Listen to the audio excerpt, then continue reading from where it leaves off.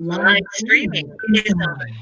Good morning, good afternoon, good night, depending on the time you watch this. Let me check YouTube because I don't trust YouTube, as you can imagine, because it's Google and, well, it's Google. As I was saying, good morning, good afternoon, good night. I don't know if you're watching this in live or in zombie mode. Zombie mode doesn't mean you're dead. It doesn't mean that it just means that you're not watching it live.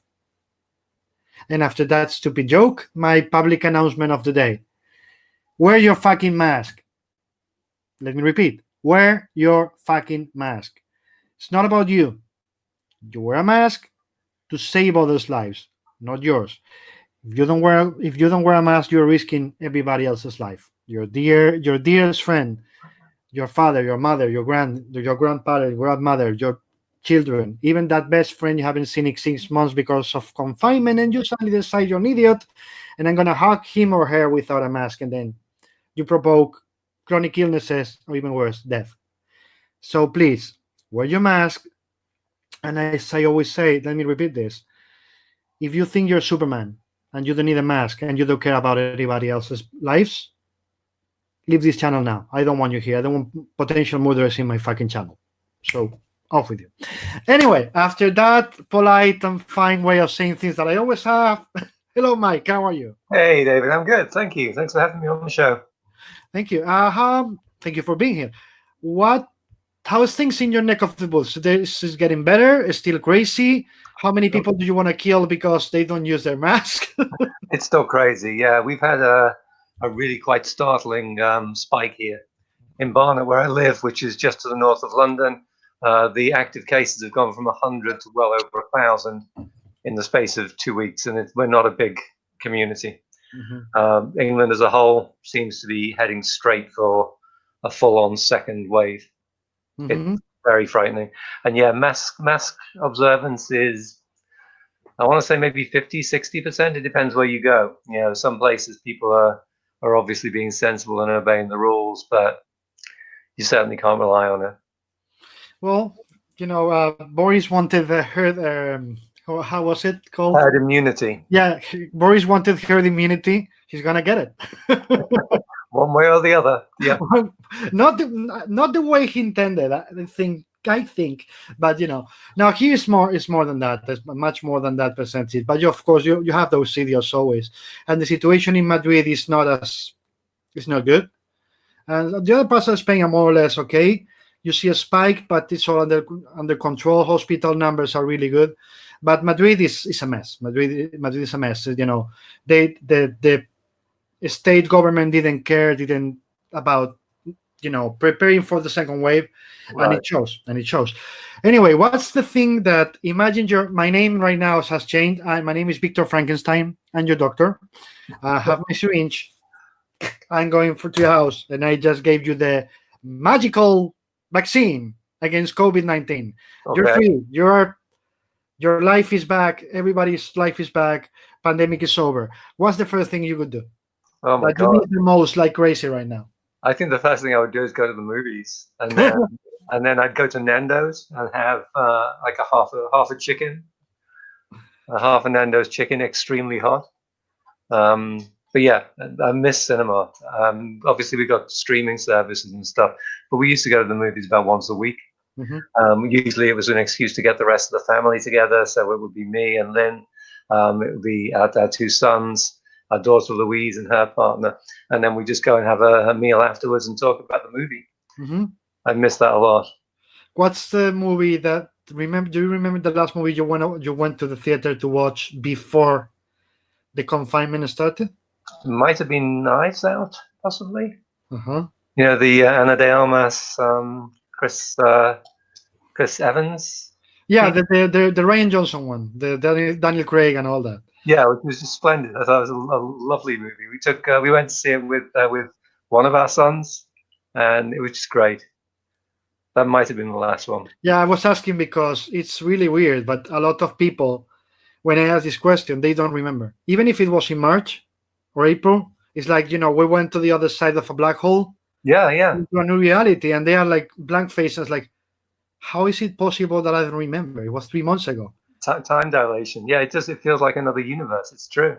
you just completely lose track of time. You're floating in this sort of weird void of days and weeks and months. And here we are, autumn. The season has already turned here. It's got very wet and cold suddenly, which is going to make it a lot harder. If we go into lockdown again now, I think it's going to be worse than the first time, because there's just no escape from it. No, there's not. And the politicians aren't exactly helping us to follow the rules and believe, and many other things. They should just shut up and let the scientists talk. But they don't know how to do that. just before lockdown hit, we were in your beautiful country. We went to Valencia with some very good friends and spent a week there, and it was idyllic. And then we came back, and the world fell apart in the space of about a week. Well, at least you had that. At least you had that trip before.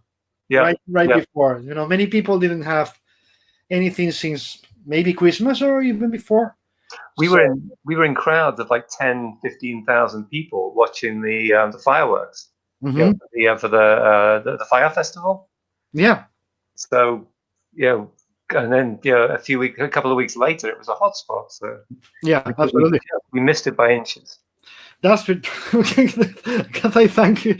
I'm really happy you've missed it because Valencia, they stopped everything. That's true. They stopped everything because it became a hotspot this fast. All the Mediterranean, in fact, oops, sorry. Let me disconnect my email. All the Mediterranean, all the parts, Catalonia, Valencia, Murcia, and all that, it became a really big hotspot. Also, how has it affected you? I mean, have you noticed you overwork by the end of the day, or the other way around? Because I've heard both things from creators, that they've had difficulties to work, and some others telling me by the end of the day they check and it's like, I've done a lot more work than usual in the same amount of time, because even if I'm used to work home, because that's what I do, the chance of not having the chance to go out makes you do more. How is it? Yeah, and I was fine all the way through to about June. I was fine because I was working on a novel, and I was working to a fairly tight deadline. It was like 2 or 3 drafts of the novel in a very short space, and I was just like working flat out. And then I fell off the edge of that, and I wasn't on deadline anymore. And for a month or more, I just was paralyzed. I didn't do anything. It's hard to get up in the morning. I wasn't having any ideas. I'm sort of coming out of that now, and I'm putting a bit more of a shape to the day and to the week. It helps that both my son and my daughter, one of my sons and my daughter, have both been working on novels at the same time, and they have a routine where they'll log on together, and they'll set a timer, and they'll set themselves a target for 3/4 of an hour or an hour, and then they'll check in with each other. So I joined in for some of those sessions, and that kind of galvanized me, gave me back a bit more momentum. So you are all connected at the same time, working at the same time? Yep, and sometimes my wife would be there as well. And then my other son is at the other side of the desk. He's actually working from home. He's an animator. He works for an animation for a special effects house. So it kind of there was a sense of camaraderie, a sense of like shared mission. So it wasn't you want to kill each other by the end of the day. Not yet. Maybe it will come, but so far it's just a strange time. There's nothing in your life that prepares you for this. All your routines fall apart. You have to kind of reinvent the structure, I guess, and build it from scratch. And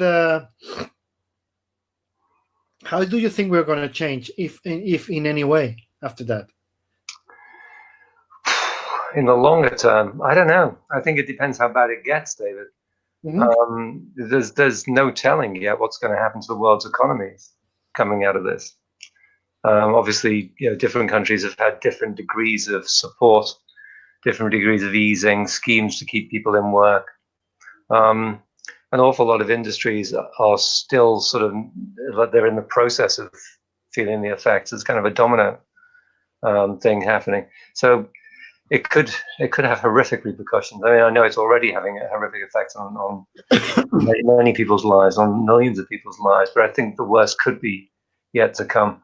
I think if we survive it, and if there isn't a sort of economic cataclysm that follows the sort of the human catastrophe, then I suspect in the long term we won't learn any lessons at all, because it's not like this is the first time.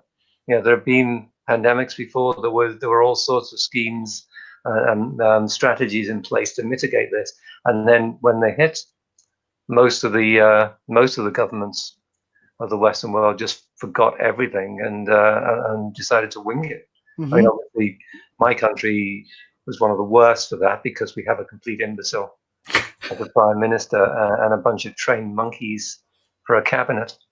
America has seen appalling casualties and appalling fallout, you know, in terms of unemployment, bankruptcies, because of course there's very little in the way of a safety net for people who fall ill in the States.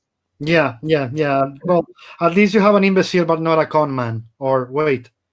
I think we have both. Yes, you have both. Correct myself. Yeah, you have both. Let me ask you this: when you're writing, being a novel, being a TV show or a movie or comics, do you need absolute silence? Can you work with music, podcasts, or even a TV show that you watched in the past that you don't need to look at because you know it already?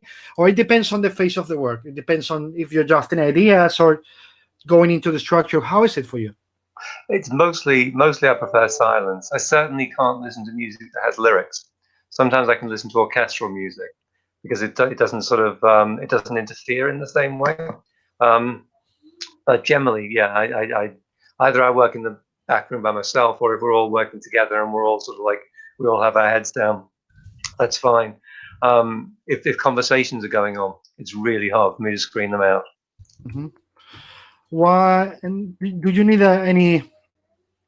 You just said no lyrics, so in a way, I always explain the same thing. You know, I'm the fifth of 5 sons, so in my house there was always noise, always. You know, right. So if I can't hear sound, you know, even like something that coming out of the street, I'm always afraid like somebody's going to come with a knife behind my back and kill it. It's stupid, but you know, I cannot handle the sound because I've always had noise around. For you, is it something like that too? You said no lyrics, so you need noise, you need cacophony, or is something? No. I need a sort of guarantee that nothing's going to interrupt. So it's almost, you know, if I've got silence, but there's somebody in the room who might start talking to me, that can be almost as bad, or even in some cases worse, because you sort of find yourself waiting and anticipating. No, I prefer to have silence. Okay. Having said that, I get distracted really easily. I don't work in a kind of sustained and intense way for very long. I'll sort of like I'll check emails, or I'll go down the rabbit hole of clicking on links and so on, reading Wikipedia articles. It's really easy for me to lose the thread, and then it's hard to pick it up again. My best asset as a writer has always been paranoia and driven by fear. Mm-hmm. You know, fear that if I miss a deadline, I won't get another commission. Work will stop coming in. It's the freelancer mindset, which is based on terror, I think. Yeah, but fear also provokes a more intense creation, right? You know, yeah, because I think it can. You are okay. You can deliver in 6 months. Like, yeah, well, okay. But then when you're a month before the deadline, it's like, shit. Yeah, it clarifies your thinking wonderfully. It's true. What is the differences for you, or the similarities between writing a novel, writing a screenplay, and writing a comic? Very, very different processes. I mean, obviously, for many years, I wrote comics exclusively before I moved back into prose and into screenwriting. And I got to a point with comic scripting where I can time it. I can time it almost to the hour, how long it's going to take. If I'm working on a comic script, it's basically half a day to a day for planning, a day for roughing out the pages, and a third day, or sometimes the luxury of a fourth if I want it, for scripting. So I can always get a comic script done within 4 days. if it's like a regular 22 to 24 page issue of a comic. With novels, obviously the deadlines are longer. It's harder to sort of to work out how long it's going to take. But you basically, you've got to multiply it. I can do 2,000 words on an average day without any discomfort at all. And if I'm on a roll, I'll carry on. I might do 3,000-4,000. But if I do 2,000, I can sort of feel like, yeah, that's my target for the day, and I've hit it. The rest is just gravy. Screenwriting, I still have no idea what counts as a good day or a bad day. On a good day, I can do 10 pages. On a bad day, I can do half a page, and it's shit. And I have to, the next day, I have to just erase it and start again. And I just can't, I can't pace it. So I found screenwriting really hard compared to the other two kinds of writing. And the other problem, of course, is if you're doing all three together, the different periodicities. You know, a novel's got to be done within 6 months or 9 months. A comic's got to be done within a month. A movie screenplay, they tend to be really, really short deadlines, and then long periods of silence, and then another really short deadline. So it's hard for me to sort of come off one thing and go on to another. I usually need a day to get back up to speed before I can hit the other medium. So you need to clean your head, disconnect from the other. Well, that makes a lot of sense. It's being so different, but at the same time, you just said before that you were mostly writing comics exclusively before, going back to prose and all that. Why comics? Why did you decide that comics was your first love, if it was, and that's what you wanted to do as a, as a living? Just say. Well, go back even further than that. In my teens and my 20s, I was trying to write novels and convinced myself that I was doing a reasonable job at it, but they were not publishable. I would write these huge, shapeless things because I didn't know anything about structuring stories back then, and I didn't give it much conscious thought. So I would just write these massive 700, 800 page things, which were not really novels. They were just ideas, and I'd send them off, and they'd come back with rejection letters that said you should try writing a novel. And I did that for the best part of a decade, and then I started doing comics criticism, comics reviews for fanzines, for free magazines. And it was Lynn, it was my wife, who said, "Yeah, an awful lot of what you're reading for pleasure is comics, and you're sort of really, really engaged with comics through the review work. Why don't you try writing a comic script?" And so I did. One of the magazines I was writing for at that time was the Fantasy Advertiser.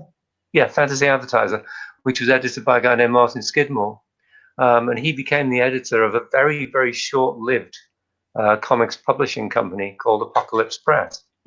So I started pitching ideas to him, and he commissioned 2 books for me. One of them was a horror story, a psychological horror story called Legions of Hell, and the other was a superhero story called Aquarius. They didn't publish either of those comics. They published some of the pages of Aquarius in an anthology mag. But that was how I got into the scene. And then I met a lot of people who were doing the same thing in America. And I started pitching to American indies with the help of a lovely woman named Lorene Haynes, who's dead now, sadly. She was Dave Dorman's wife. And she and Dave Dorman were thinking of starting an agency for comic creators. So she said, "Look, I'll tout your work around. I'll see if I can get you some gigs. But because we're not an official agency yet, we can't charge you for it. So we'll just do it as a kind of test case." So she took no money. She got me some work at Malibu just before Malibu were bought out by Marvel. She got me some work at Caliber, which is how I met Mike Perkins. And we ended up doing the Dr. Faustus together. And that was the start of a beautiful friendship. So, I guess the reason is I'd always loved comics. I learned to read from comics. I read comics before I read books. My introduction was a comic called Wham, which has nothing to do with the the pop group Wham. It was Fortunately. it was a vehicle for two of the greatest comics talents in the UK at that time, Leo Baxendale and Ken Reed. And their work was just utterly glorious. And at age 3, I thought, it didn't get any better than this. And then my big brother Chris gave me a Fantastic Four annual, and I discovered superhero comics. And basically they were always in my life after that. There was a period in my teens when I discovered sex and alcohol and stuff, when I stopped reading comics. And then one day I walked past the newsagents and saw one of the Claremont X-Men titles on a spinner rack. And I thought, those aren't the X-Men. I don't recognize any of those characters. So I picked it up to see who they were and got back in again. And were you mostly a superhero comics reader in terms of comics as a kid? Or you were, reading other kind of materials? As a kid. I was omnivorous. I would read whatever I got my hands on. In the UK, you would, as a younger kid, you would read humor mags. We had the Beano, the Dandy, the Buster, the Beezer, the Topper, Sparky, Wizard and Ships. There were hundreds of these things, or dozens of these things, and they were all just like one page per strip with a gag. And then you'd graduate from that to comics like The Valiant, Victor, Hotspur, which were adventure comics. Lots of war stories, a little bit of science fiction, but not very much of it. Lots of international men of mystery who were sort of roughly based on James Bond, but would sometimes have a little shtick. Like there was the Steel Claw. His thing was that he had one steel hand, and if he plugged it into the mains, he became invisible. Yeah. And then there was Kelly's Eye. He had a little amulet that made him invulnerable. Stuff like that. As I was always reading those, the UK comics, alongside the American imports. The American imports were hard to get. You couldn't sort of like follow a comic like Fantastic Four month to month, because sometimes your news agent will get them and sometimes they wouldn't. You could never ever rely on it. So not even the black and white Marvel UK reprints. Yeah, those ones you could get. But it meant you'd go into the shop and you'd just buy whatever was there. So it was usually a lot of DC and Marvel. But it was also things like the Charlton, Dell, Gold Key, Harvey Comics, the Casper the Friendly Ghost and stuff like that. And whatever there was, you would buy, because if you went in the next day, it would be gone. Yeah. There was no way to just do like in the comic shop and pick. It's like, grab it. That was great, because it meant that you got introduced to a very wide range of styles, very wide range of genres. It was a lovely introduction to comics. Yeah, that was what I was going to ask. That in a way, it makes you as a reader and later as a creator a lot more diverse. I mean, you get influences for a lot of different sources. One day you can get Archie, the next day you can get Fantastic Four, the next day you can get 2000 AD. So you're getting influences or from all around. So as a reader, and as a creator, that makes you more complete, right? I think so. Yeah. In a way. I wish I'd kept some of them. There was a shop, a comic, not quite a comic shop. It was a secondhand bookshop near to where I lived, and they did this thing where if you brought in 2 of your comics, you could get one of theirs. They would do a 2-for-1 swap. You could also buy them. The comics were like, I think, 3 old pennies each, tuppence each. But if you had no money, you could take your old collection in and swap it for a collection that was half the size. And I would routinely do that. I'd build up a collection of comics, and then I'd whittle it down by swapping. So I have nothing from that time. And as a writer, do you have a lot personal feel? I mean, when you write, it's more personal for you. When you do the kind of stuff you did at Vertigo or Hill Comics, and we'll talk about Dollhouse Family later, or superheroes are in the same category. They both touch you as a human being behind the keyboard in the same way. There's no difference for you. I think there is a difference. I think they scratch different itches. But as a kid growing up, I loved superhero comics, and I think one of the key things then not so much true now. But superheroes basically were born within the comic medium, and they've always been a kind of story, a genre of story that comics does better than any other medium.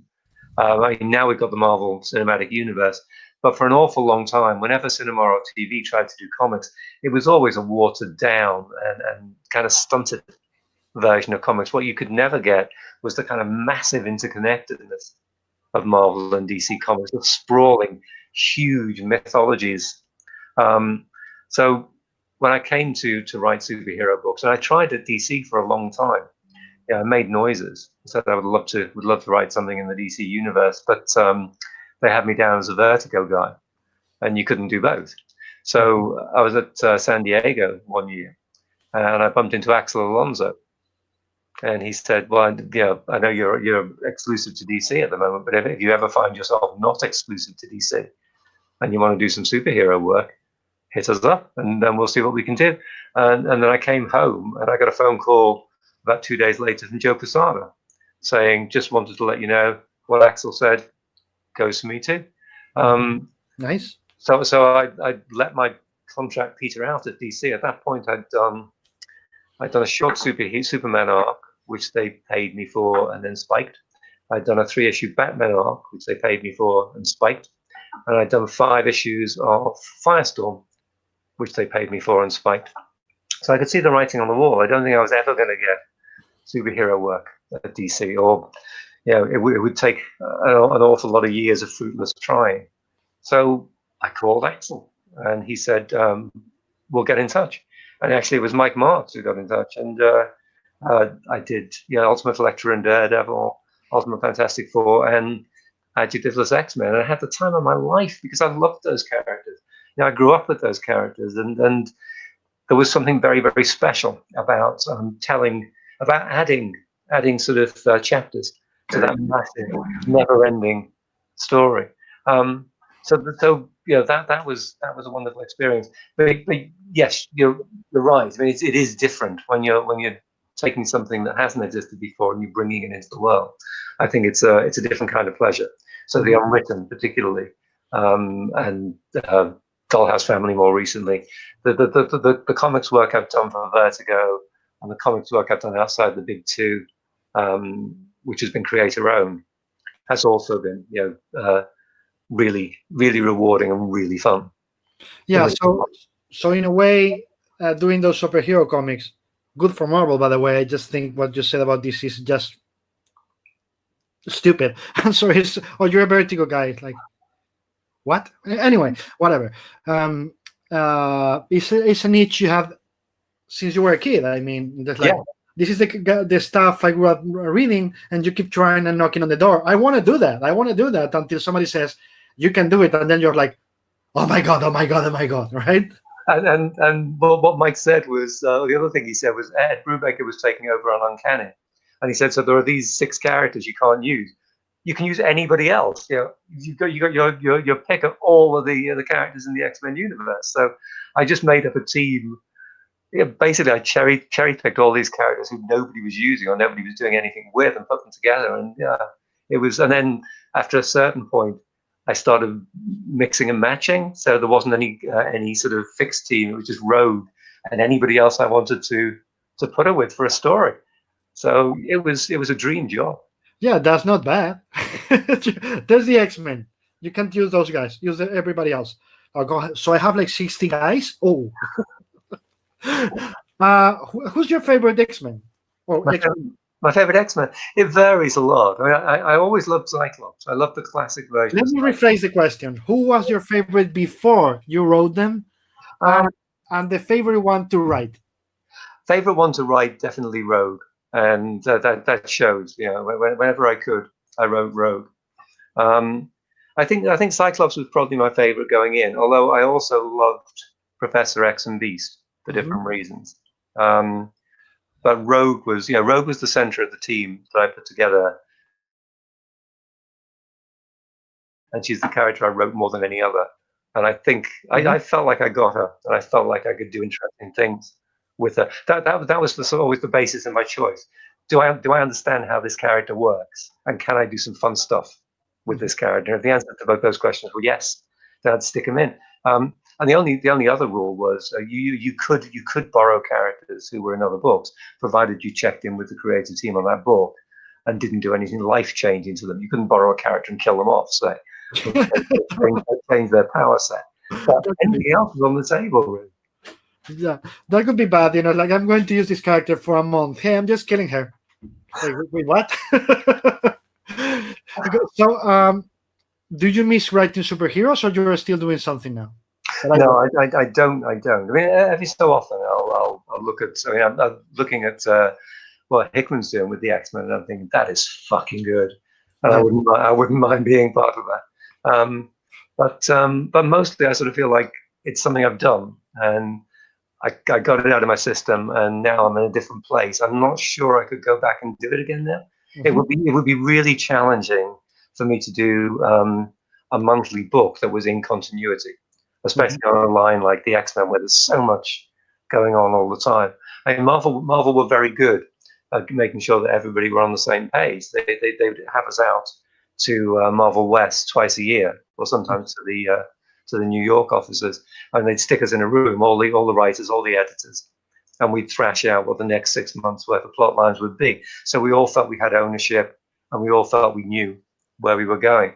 But it was a big commitment of time, because you had to read everything else that was going on in the Marvel universe, so you could reference it when necessary, and so you wouldn't inadvertently do something that made no sense. And I don't think I have that time now, which is sad. Yeah. But, yeah. So it was fun while it lasted. You scratched that itch, and now it's, let's move over to something else. Right? Yeah, I think so. Which doesn't mean that I won't get back to that place at some future time. No. Of course, you just get a phone call saying, "Do you want to do Batman tomorrow?" Well, maybe you'll change your mind, but I know what you mean. But in terms of what's your interest in doing comics now? I mean, is there anything aside of create your own that you're interested to do? Or again, those others itches were scratched, and now we're in a phase that you only have a limited time because of your, novel, prose writing, etc., and you have to be really picky about it. Yeah, so it's the latter, and I generally feel, I don't have any interest in writing for a franchise anymore. But I would have said the same thing 2 or 3 years ago, and then I was offered Barbarella, and I thought, yeah, I wouldn't mind having a go at writing Barbarella. That would be fun. So you just never know what might come up.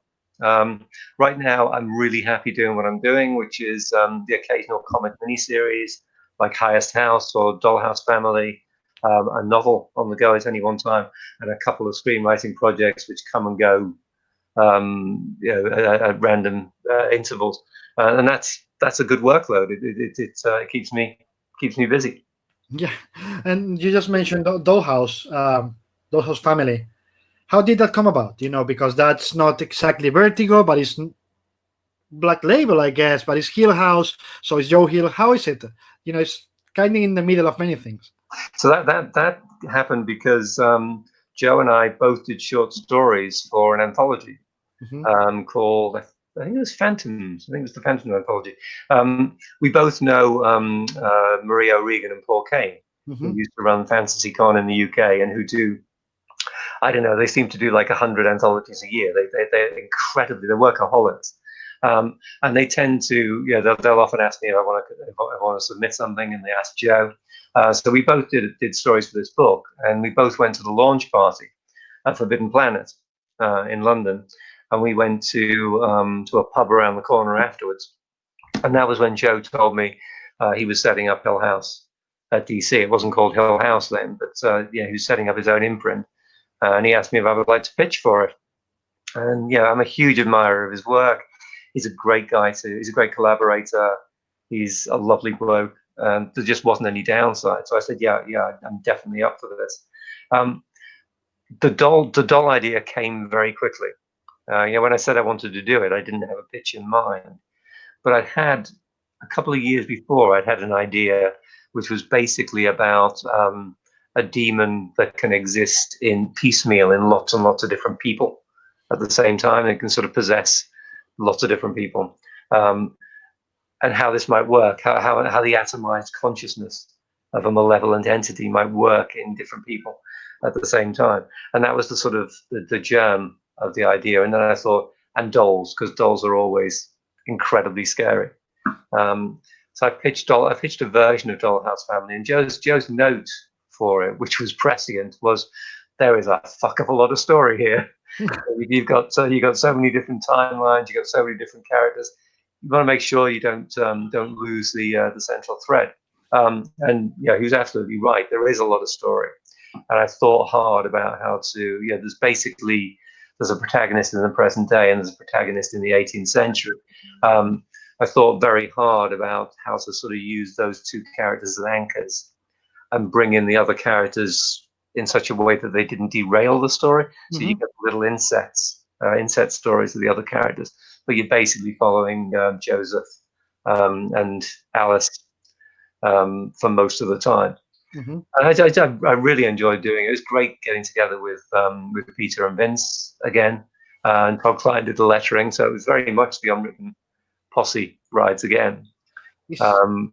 Christian Peter did the colors, and I thought did a really good job. It looked very classic Vertigo to me. Yeah, the 80s, 90s Vertigo. That's what I was asking, because I remember looking at it, like, this is a classic Vertigo book with another name. That's why I wanted to know, Joe's influence on it, if there was a real influence on his notes, etc., or you just did it the usual Vertigo way.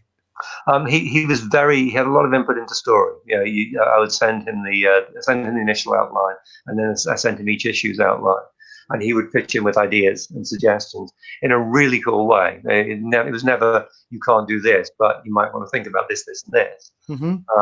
So he gave me stuff to riff on, which was fun.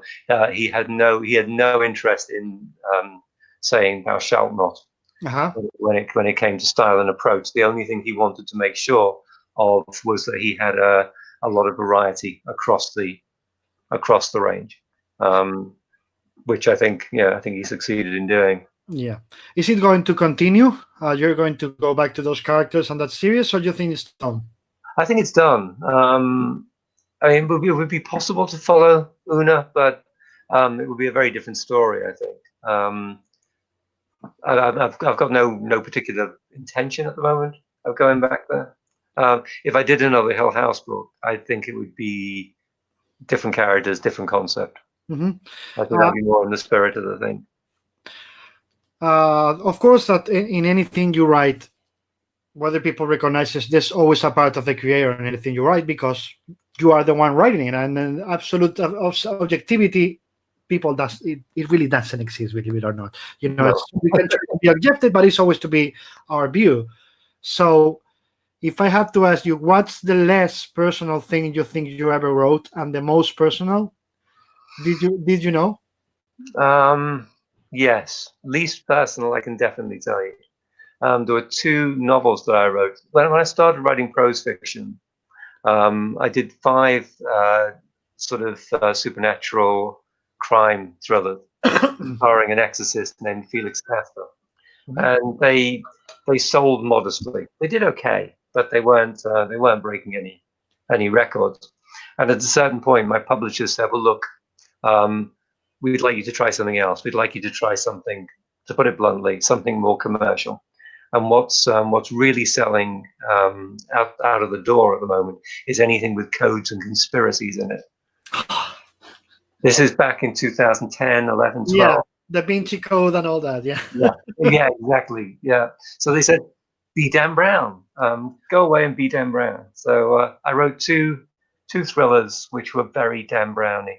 They were called The Dead Sea Deception and The Demon Code. I'm not proud of those titles. Those titles were forced on me. No, I before you said it, I was gonna literally say, you didn't pick those titles, right? Because I'm sorry, they're bad. They're really bad. And they're definitely the least personal thing I've ever written, because they were just pastiches. They were pastiches of Dan Brown. Having said that, I quite enjoyed writing them. It wasn't a trauma to write them. But I think you can tell, if you read them, you can tell that this is a different writer cross-dressing. The most personal thing I've ever written. That's harder. That is definitely harder. There are elements in Someone Like Me, the domestic violence stuff in Someone Like Me, and the addiction stuff in Fellside.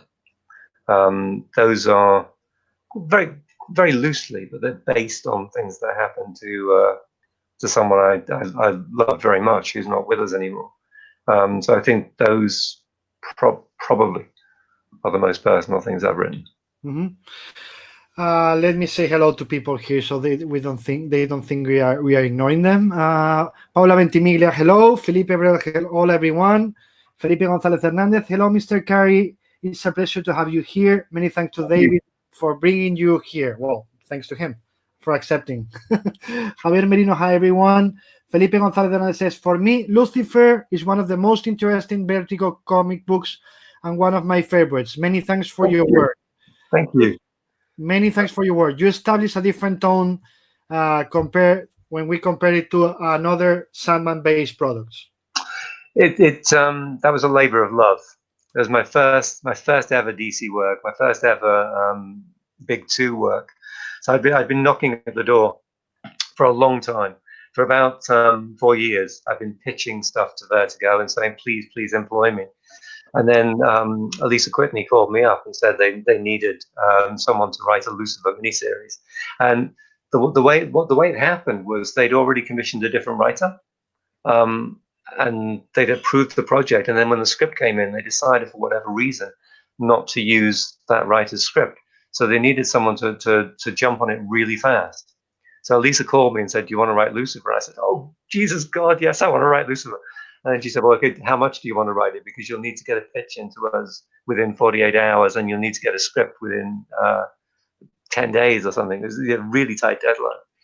But I said, "Yeah, I definitely want to do this." Yeah, after 4 years trying, yeah. Do you think I'm going to say no?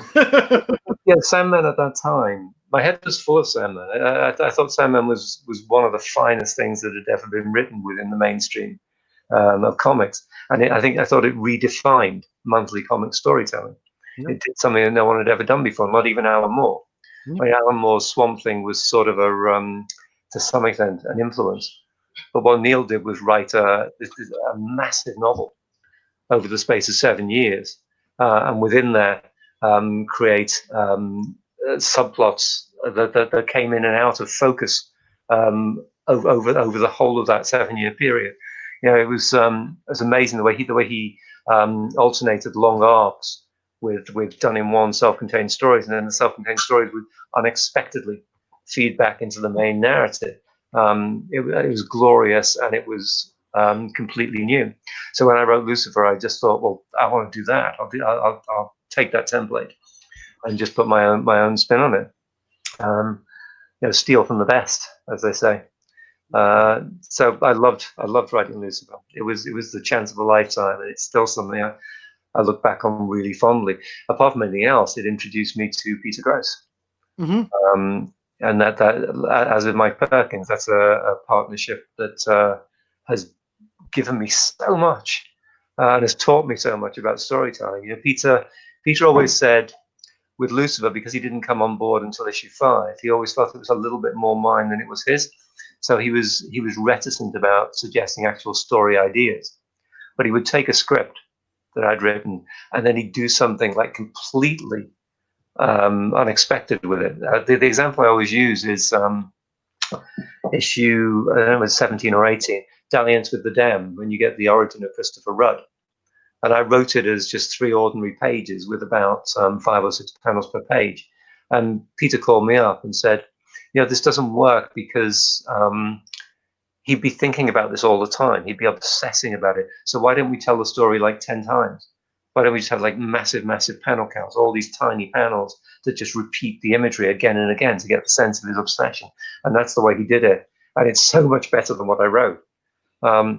So Lucifer was a learning experience. Neil had said that it would be. He said, you can't understand from the outside what a weird mix of planning and serendipity writing a monthly comic book is. And he was absolutely right. You have to do it. You have to learn it by doing it. And it's also about, as you just said with Peter and Mike Perkins, it's about the synergy, right? Yes. You learn because if you trust your artist, by the end of the day, you always are rewarded and get a lot more than you expected, or at least, if not more, something really different that makes you rethink your own scripts. Not doing it the Marvel way, but you know what I mean. It enlarges your universe of that book. It enlarges your repertoire as a creator, because you start realizing, if I write it this way, I'm playing into the strengths of that artist. So I'll always tend to write very full script when I'm working with an artist for the first time. I'll be very prescriptive, very circumstantial, very long, and then gradually I'll loosen the reins as I figure out, what kind of thing to expect from the artist. And as you say, it's almost always more than you were expecting. Yeah, and it's also about the more you work with an artist, the more you know his fortes or what he likes to do, what he likes to draw, or how much you're gonna know what I mean with this. How much do they like to be challenged? Because some love to be challenged, and as you well know, some fucking hate it and they just want to draw what they like to draw. So how much do you like to piss them off, challenging them? Like, oh, I know you don't like to draw whatever motorbikes and technology. Oh my god, you're gonna get some this month. with Peter particularly, I mean, you could throw anything at Peter, really. Any kind of setting. He can invent a world in a panel, and you'll believe in that world. He's not phased by really, really high panel counts on a page. He's just as comfortable with a splash page as he is with like 12 panels. But the one thing he hates, the one thing he really hates, is a crowd scene where a lot of different people have to be focused on because they're all speaking and they're all taking part. There's a character in Lucifer called the Basanos. It's a tarot deck. It's a living tarot deck. So whenever I wrote the Basanos into a panel, it meant Peter had to draw about 20 different figures, and he hated that. He learned to flinch at the word Basanos. But then he took on Ryan Kelly as an assistant. So if it was a Basanos page, he'd say, "Ryan, you're on." Anything else he could just roll with. He is one of the most versatile artists I've ever met, and he's one of the best visual storytellers I've ever met. Peter's art is always in service of the story, and he's always thinking about the story. There are some artists, I will mention no names, there are some artists who are kind of like, they do gorgeous work, but you can't follow it because it doesn't, there's no clear sequence from panel to panel. There's no, they don't do anything to sort of flag up what the key panel is on the page. So the reader kind of floats. They're lost. There's no forward momentum. Peter's art is gloriously clear, and it's always pulling the story forward. Yeah, as you said many times with young kids that's starting to draw, I would have to remember you're a storyteller first. Forget about the splashes and all that. That comes. That's part of the job. But you need to tell a story. And if I don't understand this story and especially what happens between the panels, you're not doing your work. And don't expect editors. One thing is 80s or 90s when you had a lot more books on the market and they could afford taking risk and teaching somebody to tell a story on the fly. That's not the case today. It's not. So let me go back to people. Javier Merino, I am a big fan of your work, Mike. Thank you.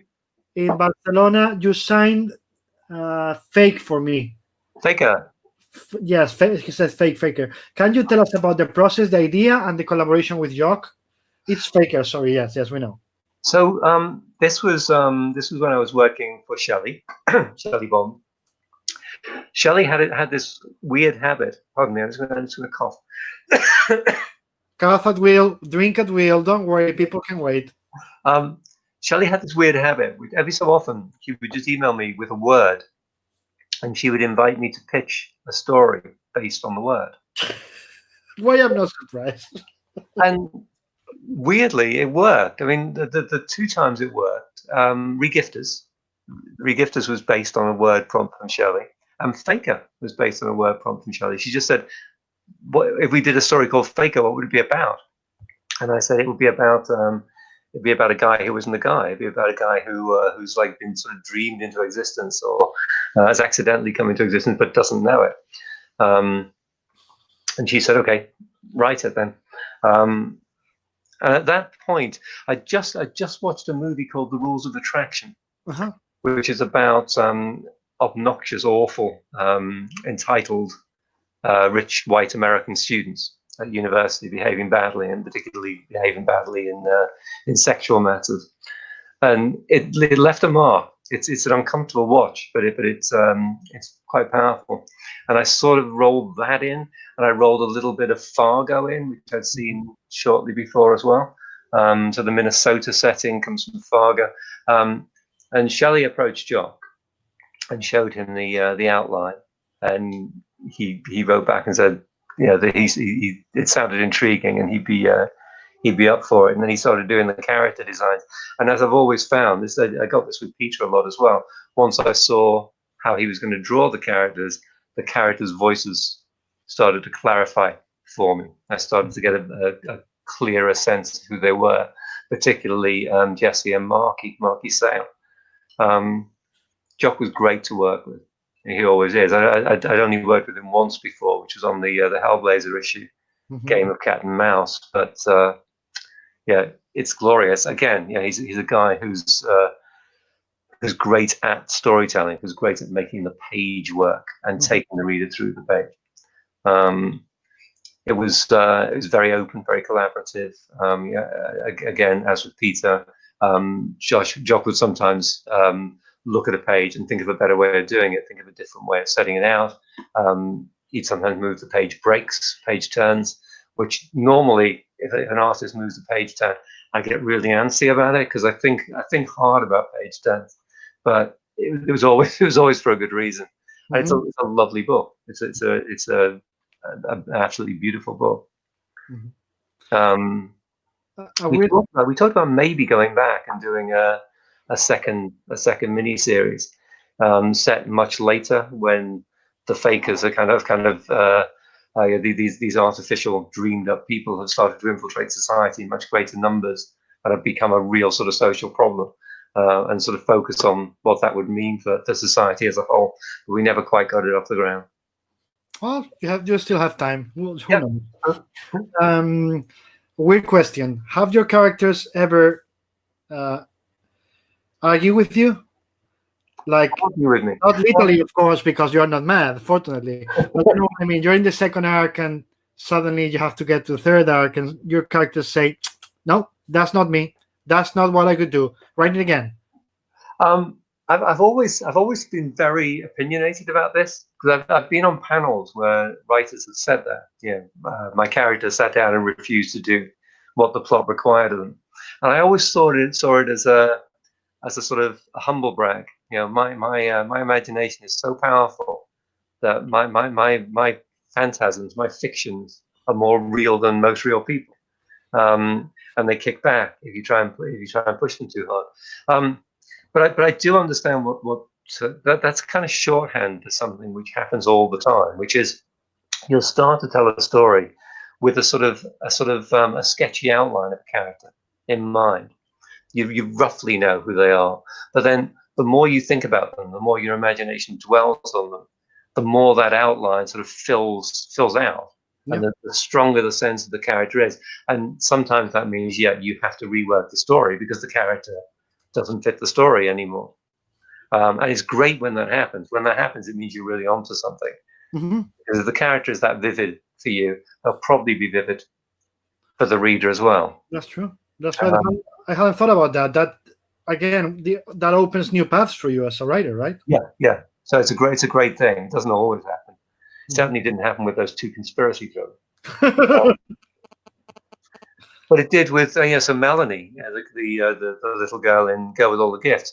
There was a short story first called Iphigenia and Owlus. I wrote the short story, and I had the character of Melanie, and I had the voice of Melanie. And then I just couldn't. Once I'd started thinking about that character, I couldn't put her down again. It's like I wrote the short story, but it clearly wasn't over. There was clearly much more to Melanie than that. So I pitched the novel and I pitched the movie. I just kept on going back to that world because I was sure there was more to her than that. Yeah. And So that character gave you the voice for you to follow up with her. Yes. Yeah. I know it sounds strange, but and that happened again with the trilogy that I've been writing over the past 2 years, the Rampart trilogy. Again, short story. The short story is a fantasy set in a world of magic, but the character, the character of Coley and the voice, were sort of those were the things that I clung on to, and I took them out into a trilogy. The trilogy is post-apocalyptic sci-fi. It's completely different. Technology, no magic, but the character was what spoke to me, and the character was what I wanted to expand on and to spend more time with. Yeah, so it wasn't about the story itself, but the character that you became to love or want to explore. Yeah, that mattered the setting. It was the character itself, right? Yeah. Okay. And very often it isn't for me. Very often I'll start with the plot, and then I'll populate the plot. I'll put characters down into the plot. But we go with all the gifts and with the Rampart books. I built the world around the character. Yes, that was another thing I was going to ask.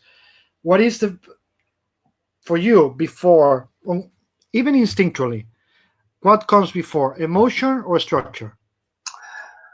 There's always a seed. There's always an idea. There's always a what if, which is usually a small, simple thing, and then I start working it up into structure. And I do it. There's a stage I have to go through, and it's utter madness in a way, because it's very long-winded, and nobody ever gets to see it except me. I do a catechism. I'll literally write questions on a sheet of paper, and then I'll answer the questions, and then there'll be another round of questions arising from that, and I just keep on doing this page after page after page. I have a stack of page-a-day diaries, these big A4 diaries, in which I just do this, and then when the story comes clear, I throw it aside. I never look at the question and answer stuff again, but it's how I work out the story in my head. So that clarifies all the points, and when you have them, you don't need those notes anymore. Out of the trash, out to the trash can, and off we go, right? Yep. So I think it's really interesting. I think working with Shelley had a huge impact on the way I planned story, because she was always an editor who wanted to see the nuts and bolts. Yeah. An awful lot of editors don't. An awful lot of editors, you give them a rough outline, and then they say, you're off to the races, come back when it's done. Shelley insisted on seeing an overview, a synopsis for the entire arc, and then a scene breakdown for every issue. Yeah. So I got into the habit of doing that. And once you're in that habit, it's hard to get out of it. Yeah, I was going to say, she put the bug into you, now you cannot live without it. Generally now I'll do it, but the editor doesn't want to see it. I'll say, you want a scene breakdown? And they'll be like, no. But I'm kind of like Morgan Freeman's character in Shawshank Redemption, who after 30 years in prison can't go to the toilet without asking permission. Yes, I have to do the outline. Yeah, absolutely. Felipe Gonzalez, you're a teacher who decided to be a comic book writer. Why did you make that decision? I guess I'd always told stories. Teaching was the job I did, and I enjoyed it. I found it fulfilling. I found it quite hard and exhausting. But storytelling was something I always did on the side and always had done since I was a kid. And I guess I always had a vague ambition, a vague dream to do it for a living, to actually sort of get some stories out there, get them published. And I tried with the novels and got nowhere. And then I started pitching comics and initially got nowhere. There was a period, I guess, between my 27th birthday and my 35th birthday, so like almost a decade, not quite, when every comic publisher who published my work immediately went bankrupt. What Jonah did to shipping, I did to small press publishers. And it just felt like, I'm getting nowhere here. Every time I feel like I've got a foot in the door falls down and the house falls down. But it was never wasted time. I was learning my craft, and then I got to do Lucifer. I got to do the Lucifer miniseries. I did the Petrifax miniseries, and then I started doing the Lucifer monthly, and I thought, okay, this is it. If this isn't it, it's never going to happen. So I gave up teaching because I couldn't do both together. Yeah. Couldn't do a monthly book and teach. I was fortunate. I had a really, really nice boss. At that point, I was working in further education, so adult education.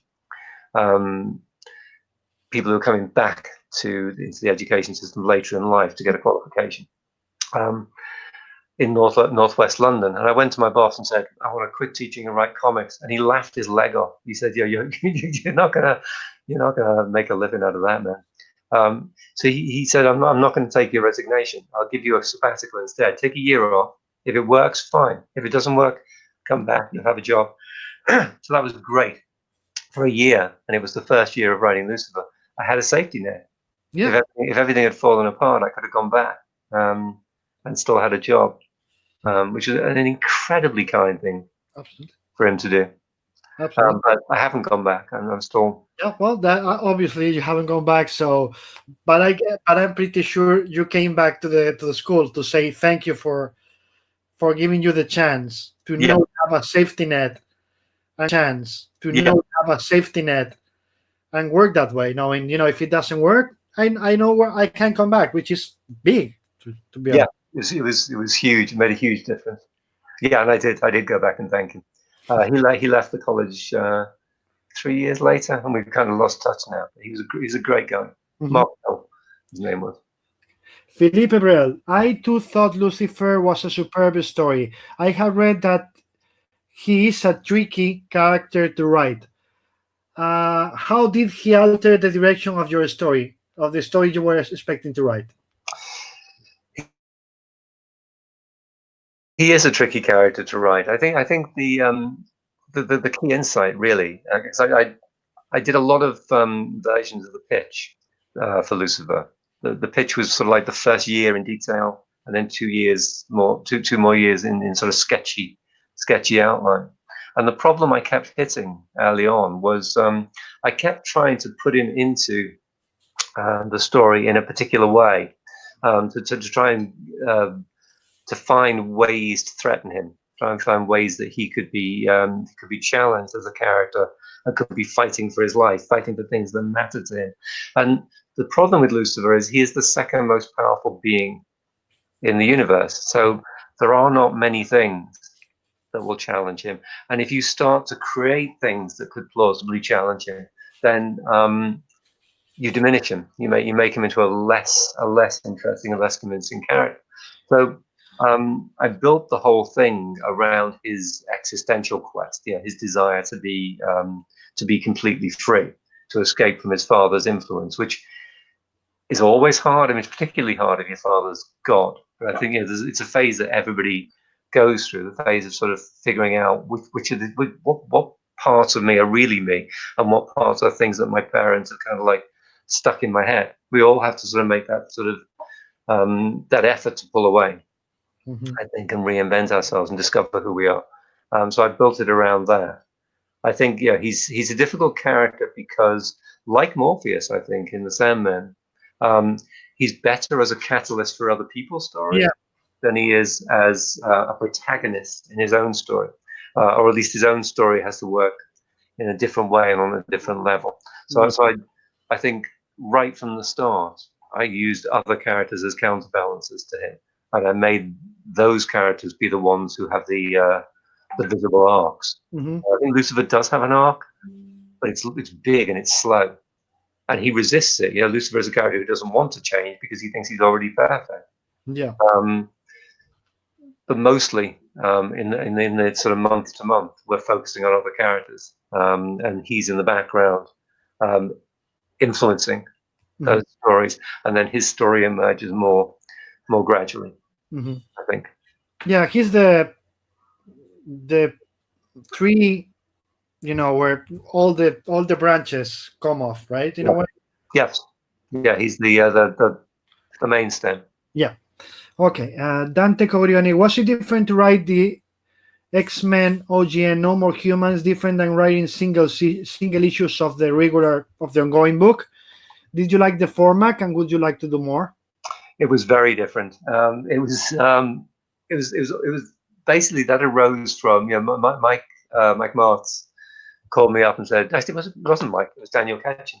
He said, would you like to come back and do some more X-Men work? And I said, I can't write a continuity book at the moment.